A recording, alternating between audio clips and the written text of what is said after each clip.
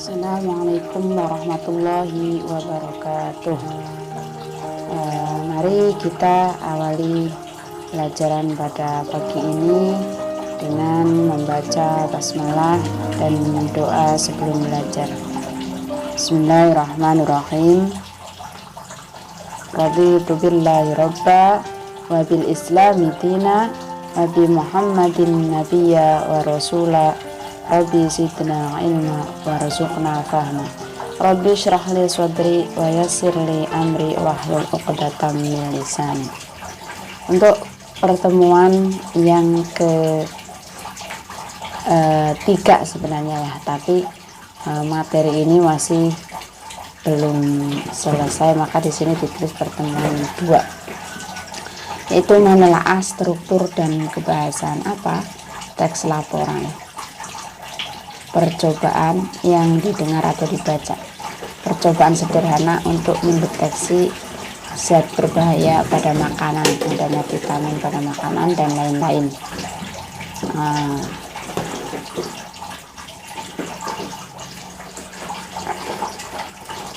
Untuk materi yang akan kita bahas yaitu menelaah ya.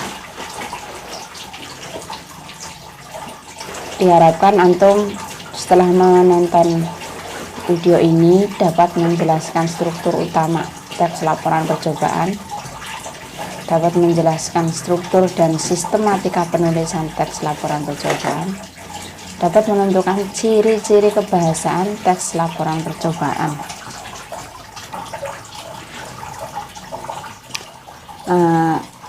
Kita sudah mempelajari ya di bab awal pertemuan pertama itu definisi, ciri-ciri dan lain sebagainya.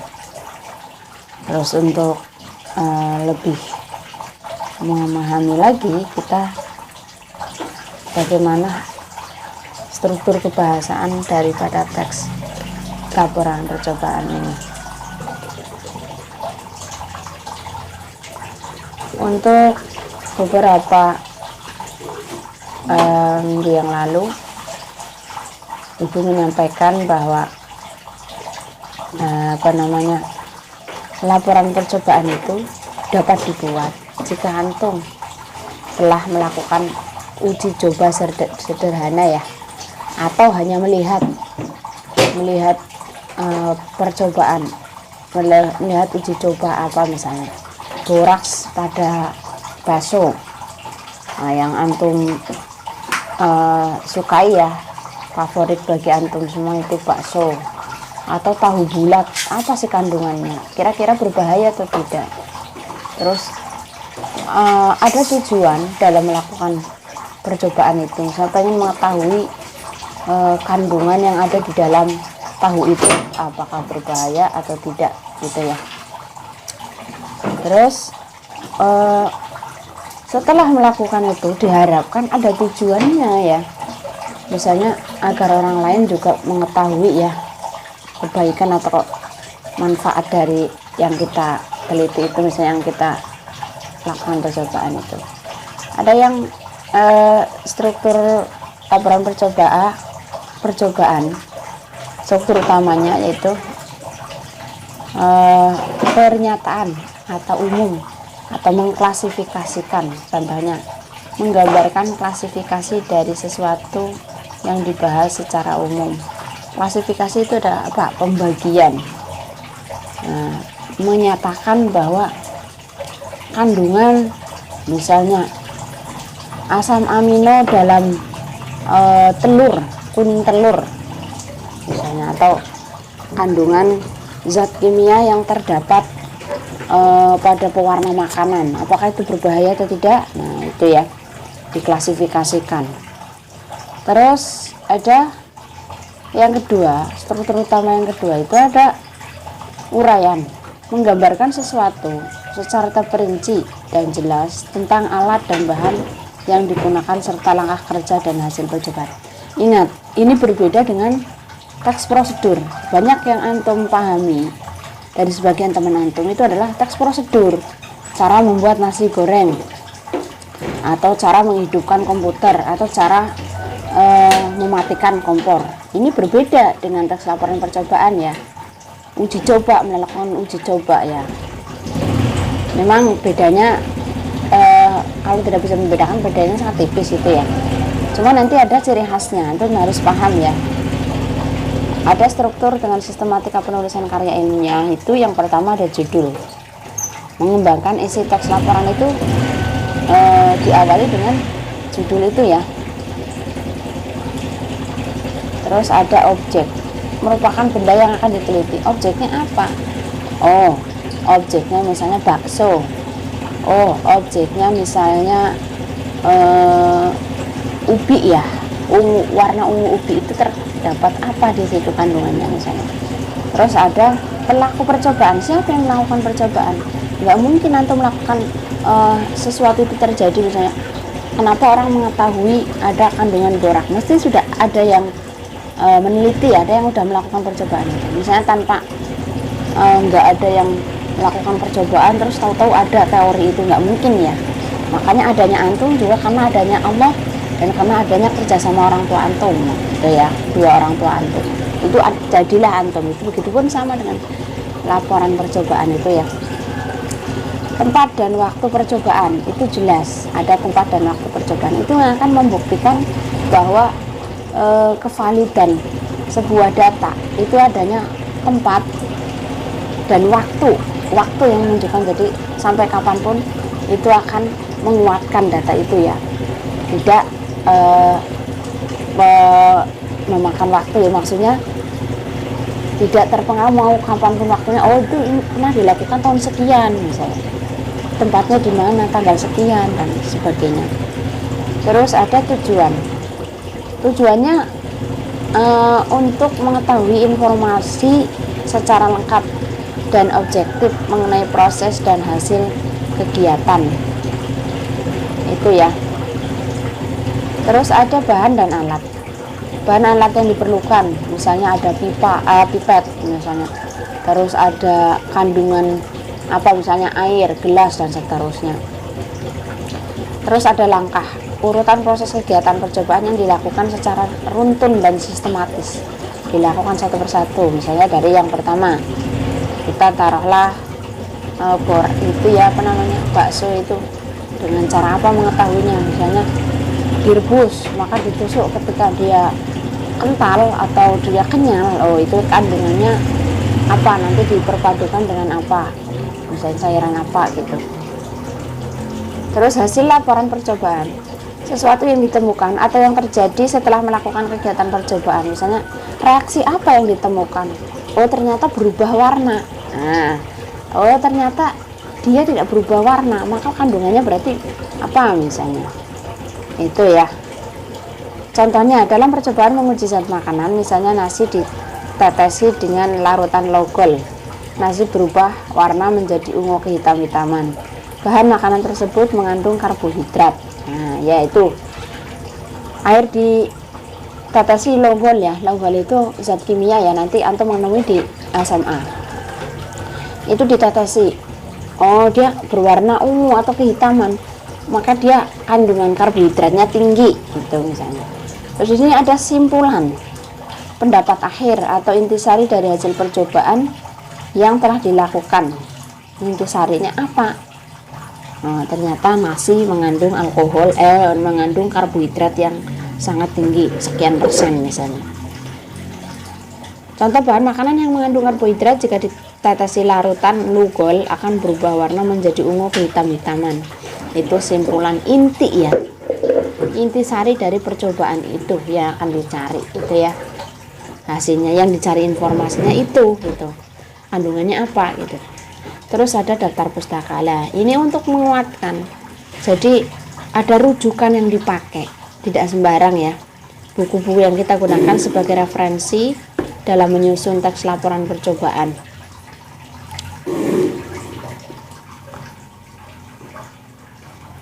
Terus ada beberapa yang harus kita perhatikan itu ya. Di antaranya setiap kita melakukan itu tidak asal ya, maka ada tujuannya, terus ada maksudnya. dibuatlah laporan itu. Laporan itu agar dibaca orang lain itu tahu gitu ya, informasi yang akan didapatkan itu apa saja gitu ya. Kayak tadi, loh, kenapa melakukan percobaan? Misalnya ketika kita melakukan percobaan zat yang ada dalam kandungan bakso itu ya, di bakso itu apakah itu ada boraksnya atau tidak lah. Ketika boraks itu kita makan, itu kan pengawet ya, pengawet yang ada dalam, bisa dipakai di rumah sakit para medis itu untuk mengawetkan jenazah gitu. Maka itu akan berpotensi ke tubuh kita baik apa buruk itu misalnya. Maka akan terjadi pengkeroposan apa yang ada dalam otak misalnya, atau terjadinya kanker bisa jadi, atau itu akan melemahkan otak kita sehingga memicu banyak penyakit gitu. Itu tujuannya ya yang kita lakukan percobaan itu. Terus untuk selanjutnya itu ada materi ini, kaidah. Ada setiap teks itu memiliki ciri khas kaidah kebahasaannya. Apa yang menonjol dari teks laporan percobaan ini? Yang pertama, memperkenalkan aspek umum atau kelompok makanan bergizi, air minum kemasan, dan lain-lain. Terus adanya urutan kegiatan, diurutkan kegiatannya itu ya, dari mulai siapkan alat-alatnya, misalnya bahannya apa saja. Terus menggunakan kata tugas atau kata penghubung, hubungannya logis seperti ketika, maka, kemudian, lalu, dan lain-lain. Nah, misalnya ketika air lugol diteteskan ke atas nasi, misalnya ke dalam nasi, maka akan berubah warna. Kemudian warna itu akan sedikit demi sedikit berubah menjadi ungu. Lalu misalnya warna itu akan menguat menjadi hitam dan seterusnya. Maka itulah kandungan yang ada dalam nasi itu sangat tinggi karbohidratnya, sekian persen misalnya gitu ya. Untuk menjaga tulisan tetap pada dan koheren, tetap padu itu nyambung gitu ya. Terus menggunakan kalimat aktif tadi ya. Kalimat aktif itu apa? Mengandung misalnya menulis itu kalimat aktif. Terus ditulis itu pasif gitu ya.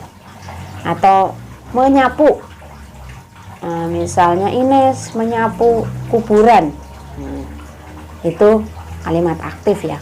Kalimat pasif itu kuburan disapu Ines misalnya. Terus menggunakan kata kerja aktif dan untuk menggambarkan proses dan aksi tadi ya, memasukkan cairan lugol dan seterusnya. Menggunakan kalimat perintah, teteskan, terus campurkan zat apa dengan zat apa gitu ya, maka akan terjadi apa, perubahan warna tadi misalnya ya. Menggunakan kata serapan atau istilah khusus secara bidang ilmu yang berkaitan dengan objek yang diamati. Misalnya tadi kan lugol, terus zat boraks misalnya, itu kan bahasa-bahasa kimia atau bahasa-bahasa ilmiah gitu ya. Nanti bisa antum cari di buku paket atau di media lain ya, di internet dan seterusnya. Menggunakan kata benda dan frase atau kelompok, atau kata atau kelompok itu ya, menggunakan kata benda. Benda itu kayak tadi ya, nasi, terus ada bakso yang di cek itu ya zatnya, terus ada kuning telur misalnya, atau kandungan air. Antum punya perusahaan air minum misalnya, pengen mengetahui ya, itu ada itunya ya, objeknya apa, itu ya tugasnya. Bacalah teks laporan percobaan berikut dengan seksama. Peserta didik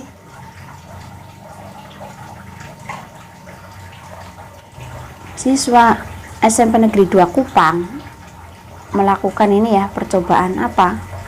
Menguji kadar asam dan vitamin C pada makanan. Ya itu ya, kandungannya apa saja. Itu yang dipakai ada alat, ada bahan. Alatnya apa saja? Blender, terus pH meter gelas piala ya, labu takar 250 ml, kertas saring, tabung Erlenmeyer, terus pipet, tetes, tatis, aquades. Terus bahannya tomat, jeruk nipis, timun, wortel, asam ascorbat. Terus ada langkah percobaannya. Dalam melakukan percobaan, Vandra menggunakan langkah-langkah. Ya, jadi itu ya, ada bahan, ada alat, terus langkah uji coba. Itu antum sudah baca. Semoga bermanfaat. Itu sekilas mungkin kemarin yang belum jelas ya. Kita tutup dengan pelajaran pagi ini dengan berdoa. Alhamdulillahirrahmanirrahim. Astagfirullahaladzim. Bismillahirrahmanirrahim. Subhanakallahumma wa bihamdika asyhadu an la ilaha illa anta astaghfiruka wa atubu ilaik. Mudah-mudahan bermanfaat. Allah memberikan pemahaman pada kita. Allah alam bisawab. Billahi taufiq wal hidayah. Assalamualaikum warahmatullahi wabarakatuh. Sampai ke pertemuan yang akan datang, mudah-mudahan diberikan panjang umur, sehat, diberikan